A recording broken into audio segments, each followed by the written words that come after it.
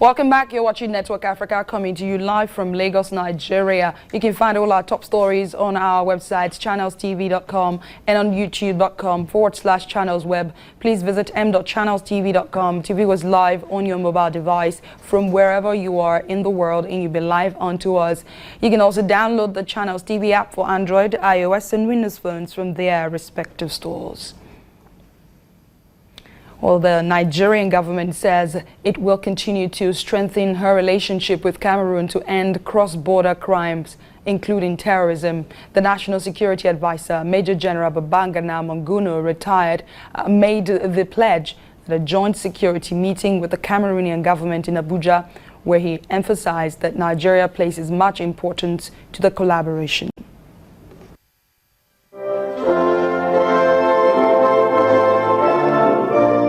This is the fourth security session with the Cameroonian government on trans-border security matters since President Buhari came to office in May this year. The head of the Cameroonian delegation said the collaboration was a boost to the joint efforts towards ending Boko Haram. Our various defense and security forces have obtained, for the satisfaction of all of us, very positive results in the field. Their laudable efforts have greatly contributed to a continuous weakening of the positions and operational capacities of Boko Haram, who, as we all know, has suffered enormous setback. Boko Haram is indeed living its very last days. But we need not relent our efforts till the complete victory is won over the barbaric sect, whose capacities to change strategies and adopt new operational methods are well known. Meanwhile, the federal government has promised to continue to work with the Cameroonian government to stamp out terrorism. Nigeria welcomes the support, collaboration, and commitment from the Republic of Cameroon to strengthen our border relations with the view to establishing peace and security. We similarly welcome your country's commitment to the economic development of our border communities.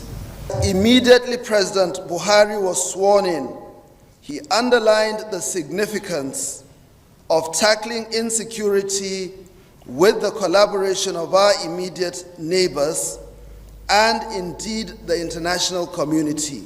It is quite gratifying to acknowledge the support and continued show of solidarity from our Cameroonian counterparts in our collaborative efforts to stamp out terrorism as well as transnational criminality.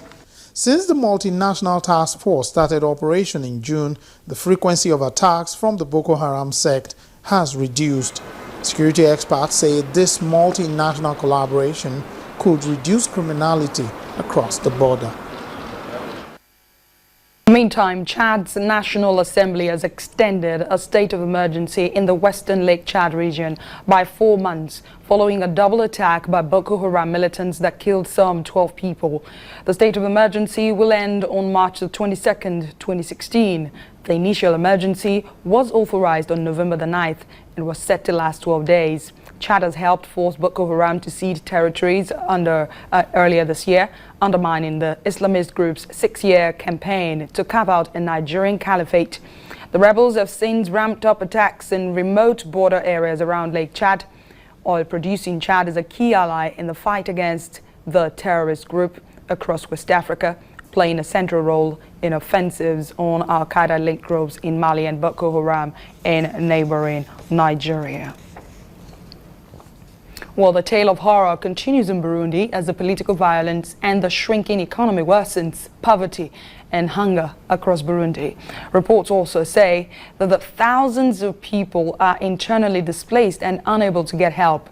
People are fleeing their homes in one of the world's poorest and hungriest countries amid United Nations warnings that mass atrocities could erupt following inflammatory remarks by government officials.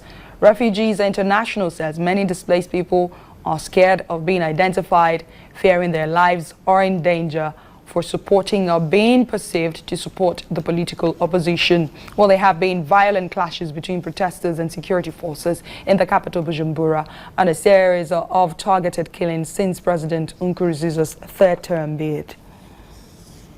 Meanwhile, Kenyan President Uhuru Kenyatta could not keep his eyes away from the crisis brewing in Burundi. He is urging President Pierre Nkurunziza to revive peace talks and prevent the East African nation from plunging into full-blown war. Speaking in a statement, Kenyatta said, "The buck stops with President Nkurunziza. That is why we are encouraging him to involve all parties in the search for a solution to the conflict, adding that peace and stability in Burundi overrides all other issues. All parties must be brought to board to restore normalcy." Well, Kenyatta spoke after a meeting with Zhang Xianhua, China's special representative on African affairs in the Kenyan capital, Nairobi. Zhang said China has vast interest in the region, increasingly becoming concerned about the conflict in Burundi. Hundreds have been killed since April, and 217,000 people have fled to neighboring countries. The United Nations Human Rights Watch has indicted government soldiers in the Eastern Democratic Republic of Congo for raping 14 women over a 3-day period. According to reports released by the group, the atrocities were committed in the Kalihi territory of South Kivu province between September the 20th and 22nd as Congolese troops searched for a rebel leader. They are part of a pattern of sexual violence in eastern Congo, a region where dozens of armed groups operate and millions died, mainly from hunger and disease during a war between 1998 and 2003. While human rights groups have accused both government and rebel forces of using rape as a weapon of war, the director of the UN's Joint Human Rights Office, Jose Maria Arana, said the incident was the worst registered this year involving Congolese forces.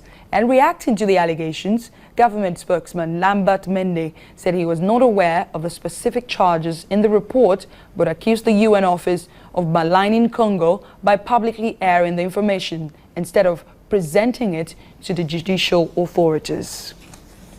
And now the long arm of the law has caught up with a Libyan man on suspicion of conspiracy to murder PC Von Fletcher 3 decades ago.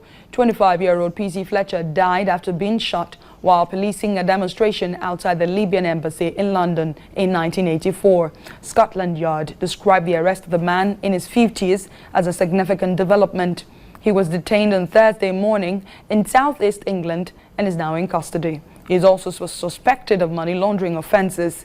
2 other Libyan nationals, a woman in her 40s and a man in his 30s, were also arrested on Thursday on suspicion of money laundering. Scotland Yard said the other 2 suspects arrested at separate addresses in London and southeast England are in police custody and that searches are underway across the country.